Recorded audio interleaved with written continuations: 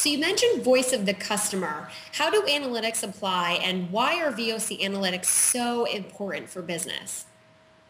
So understanding your customers through their voices has always been important. That's nothing new there, and people have been doing focus groups and surveys for a lot of time, for many years. But I think what's new is the emergence of the social customer, if you will. So customers are expressing themselves proactively on social networks now, and that's creating tremendous pressure to both capture the opportunity that's there as well as protect the organization because your brand, your products and services are being discussed publicly.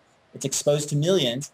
So it's even more critical. So if you don't listen to your customer when they call you in your call center or when you send you an email, you might find that issue is then goes viral in a social domain, and then you have to take care of it in a much more expensive and more difficult way. So I think a lot of executives are now gravitating towards mining the social media, and that obviously is mostly unstructured data. So obviously you need analytics to figure out what's real and what's important. And so that's really what social media does. But I think there's a much more holistic approach to that, to looking at all the different sources, not just social media. That's really the tip of the iceberg, if you will.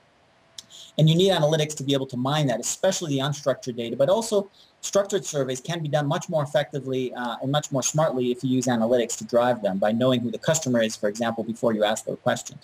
Sure. So we obviously know security, as you mentioned, and you also mentioned data mining. But what are some other kinds of issues that exist in the market that create a need for VOC analysis technologies? Well, again, the need for a holistic platform is really because the voice of the customer is spread across different channels. Okay. Some of it is internal, directly with your enterprise. Some of it is external, like social media or market research data. Some of it is structured, which is stuff that we're used to mining and using statistical analysis. If you have numbers, you can predict and estimate and look at trends. But a lot of it, actually the majority of it, is unstructured. Voice, text, video, those are unstructured sources, and those are actually the larger volumes of voice of the customer data, and they're also richer with insights.